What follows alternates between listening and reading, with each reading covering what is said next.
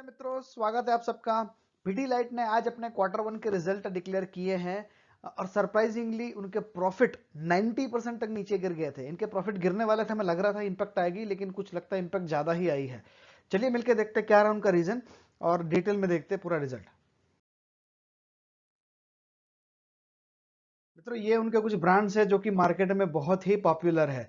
Fevicol, doctor Fixit, Fevikwik, M-Seal, Fevistick, ये अपने अपने सेगमेंट के लीडर हैं और उनका मार्केट शेयर अगर देखा जाए तो वो अपने कॉम्पिटिटर्स से बहुत ही ज़्यादा है, बहुत ही आगे है। और यही कारण है कि उनका जो वैल्यूएशन है वो बहुत ही ज़्यादा है, क्योंकि इसको ऐसा माना जाता है कि वर्चुअली इसका कोई कंपटीशन ही नहीं है। हालांकि जो कंपनी काफी डटी हुई थी परफॉर्मेंस के मामले में, कोरोना ने उनको कहीं ना कहीं हरा दिया, ऐसा अभी तो लग रहा है ये फिगर देखने के बाद। ये उनके क्वार्टर के फिगर है जो करोड़ के अंदर उन्होंने सारे दिखाया है ईपीएस को छोड़ के। ये उनके जून क्वार्टर के फिगर है जो अभी खत्म हुआ। ये मार्च क्वार्टर का फिगर है, ये जून क्वार्टर है पिछले साल का, और ये उनके साल भर की फिगर है 19-20 की।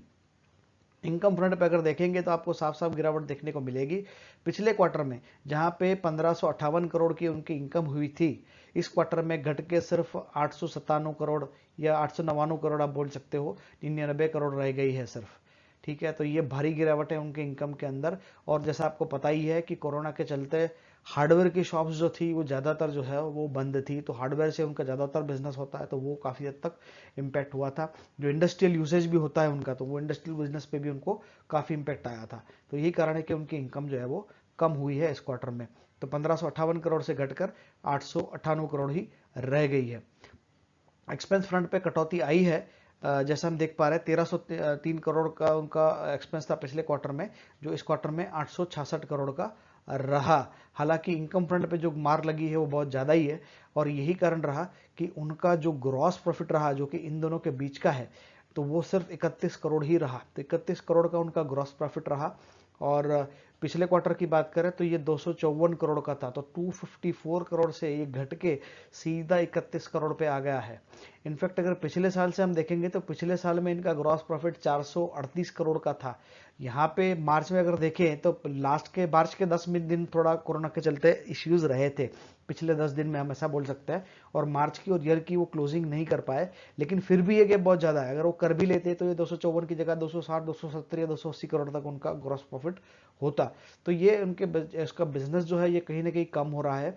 उसका दो तीन प्रमुख कारण तो ये दिखाई दे रहा है कि एक तो स्लो डाउन की इम्पैक्ट है, तो नए घर थोड़े कम बन नहीं रहे, तो नया घर नहीं बनेंगे तो फर्नीचर नहीं होगा, तो वहाँ पे जो फेविकॉल और बाकी चीज़ें यूज़ होती है वो उनकी कम होगी। और जो इनके इंडस्ट्रियल प्रोडक्ट्स है तो वहाँ पे भी मंदी का असर है, तो उसका सेल भी थोड़ा कम हुआ है, तो ये उसके कारण रहे। इसके अलावा एक और कारण भी है, एशियन पेंट्स अब इस सेगमेंट में काफ़ी सारा घुसा हुआ है। तो जो इनकी एडेसिव की रेंज है, जो इनकी डॉक्टर फिक्सिट की रेंज है, तो ये सारी जो रेंज में जो इनकी काफ़ी मोनोपोली रही है, कोरस और बाकी कंपनी से कंपटीशन है उनको, लेकिन अब एशियन पेंट्स भी उनकी बहुत सारी रेंज में घुसा हुआ है।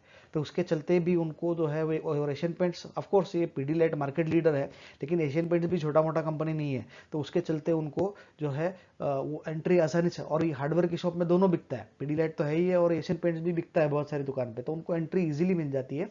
तो यही कारण है कि थोड़ा उनका इनकम फ्रंट पे गिरावट आ रही है।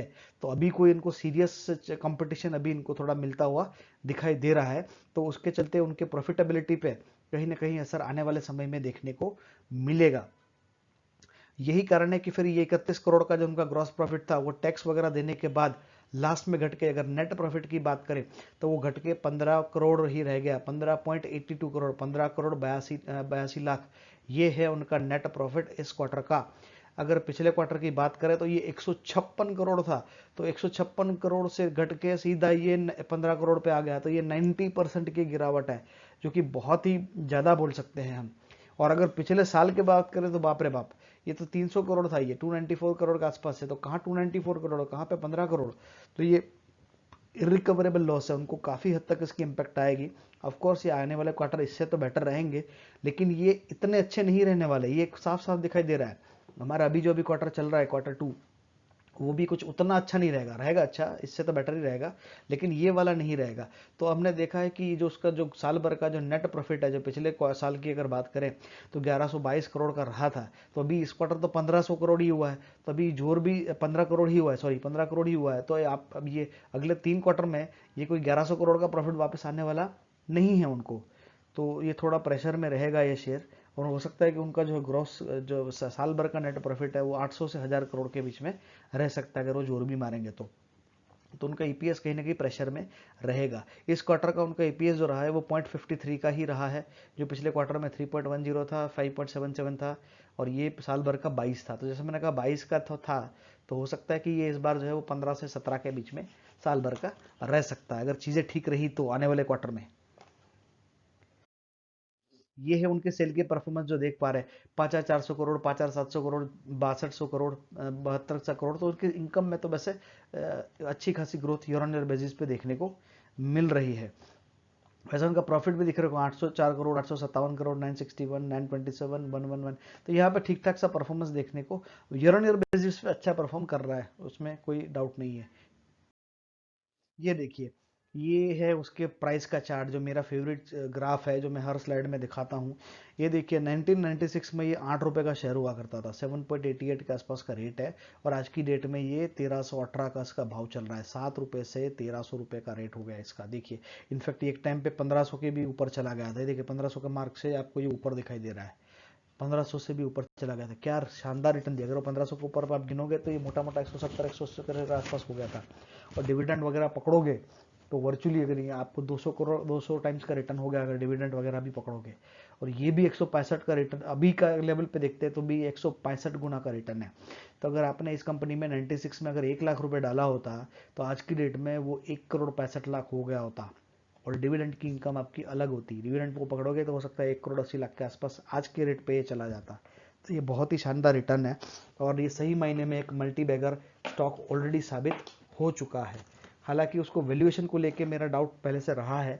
आप देखेंगे यहाँ पे तो इंडस्ट्री का पी 45.26 के आसपास का रहा है, जबकि इनका जो पीई जो है वो वैसे भी इनको हाई पीई मिलता है, 60 का पीई यहाँ पे ऑलरेडी चल रहा था। तो इसका प्राइस में हल्का सा करेक्शन आया है, जैसे मैं बता रहा था 1500 से नीचे का, लेकिन अभी इसका ईपीएस जैसे मैंने बताया ये और कम होने वाला है।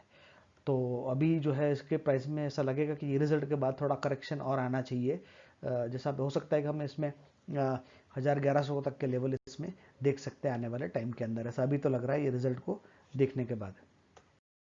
मित्रों यही वीडियो समाप्त करेंगे। ये वीडियो आपको कैसा लगा हमें ज़रूर बताएं। इस वीडियो को अगर अच्छा लगा है तो लाइक करें, कमेंट करें, शेयर करें, सब्सक्राइब करें। वीडियो देखने के लिए आपका बहुत बहुत धन्यवाद।